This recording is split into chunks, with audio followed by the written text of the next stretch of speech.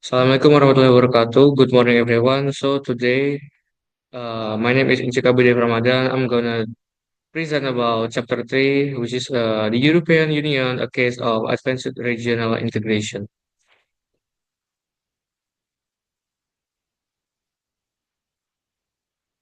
And then this is our learning objective.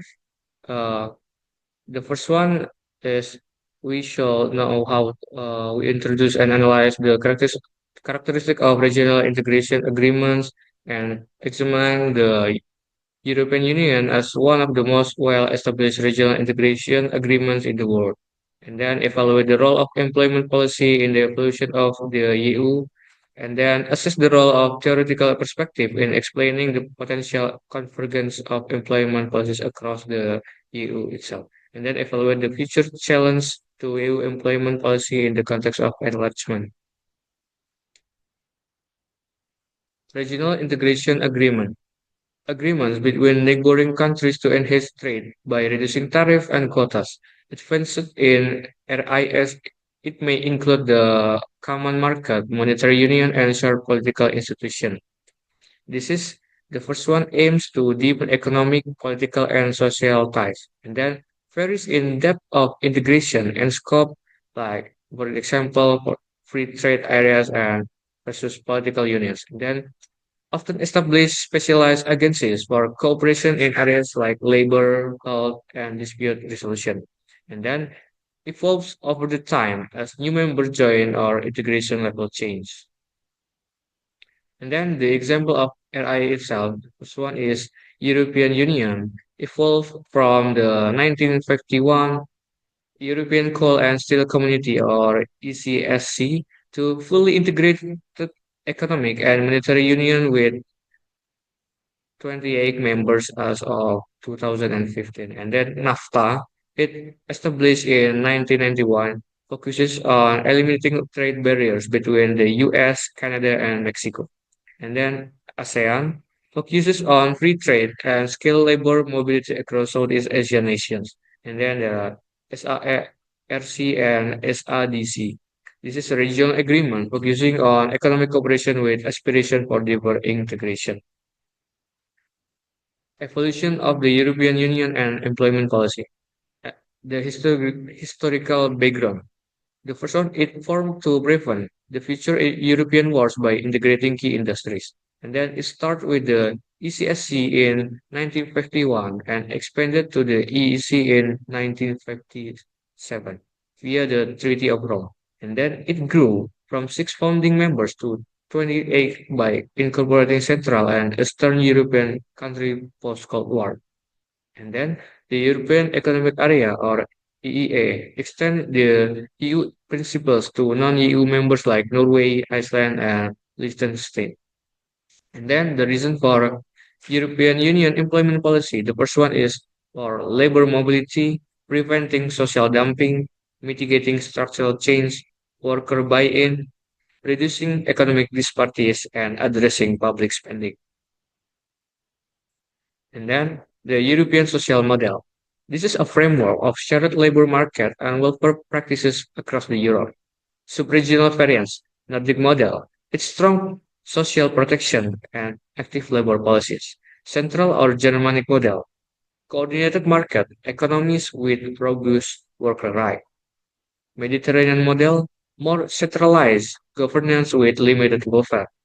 And then Anglo-Saxon model, liberal market economies with minimal intervention. Central and Eastern European model, emerging economies with mixed approach. And then the core pillars. The first one is right at work. Second, social protection. Third, inclusive labor market. Four, social dialogue. Five, public service. And the sixth is social inclusion. And then basis of the European Union employment policy. Basis of the EU employment policy focuses on the foundational principles and framework that guide employment regulation within the European Union. The first one is legal framework. EU employment policy is based on various treaties, directives, and regulation. The Treaty on the Functioning of the European Union outline the fundamental right related to the employment itself. And then European Employment Strategy or EES. It's introduced in 1997. The EES provide guidelines for employment across member states. And then the third one is role of social dialogue. The EU encourage collaboration between the government, employers, and workers' representative. And the fourth, implementation and monitoring. Policies are monitored through the employment guidelines which set annual target. The emergence of soft law and the open method of coordination or OMC. First one, hard versus soft law. Hard law includes binding legal instruments like directive ACC rulings. Meanwhile, soft law rely on voluntary compliance through mechanisms like benchmarking, peer review, and consultation. And then open method of coordination or OMC. It's introduced to address complex social issues like unemployment and social inclusion. And then involves non-binding policy coordination through consensus persuasion and monitoring rather than legislation. And then balance the labor flexibility with social protection.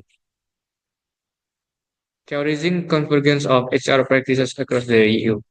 Isomorphism theory. It explains that the tendency of organization and states become similar due to external pressure like coercive isomorphism, its legal obligation, mimetic isomorphism, imitation of successful policies through benchmarking and peer review, and then normative isomorphism, which is shared professional norms and knowledge influence policy alignment, and then drivers of policy convergence.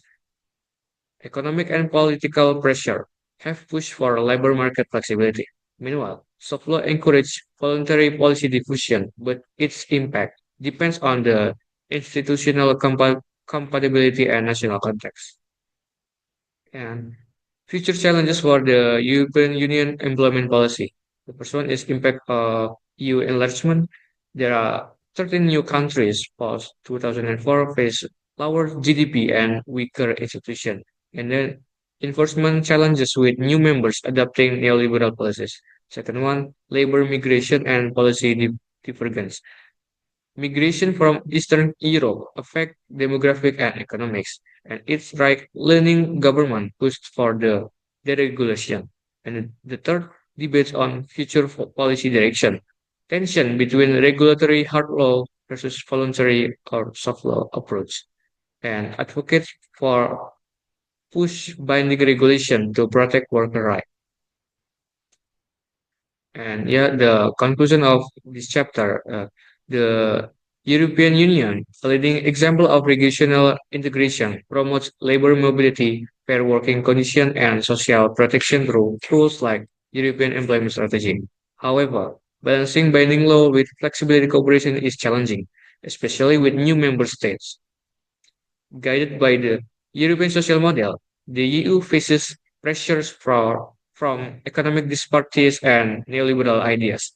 Future challenges include managing labor migration and deciding between strict regulation or a flexible approach to ensure fair employment policies across all members. I think that's all from my material. Thank you for your attention.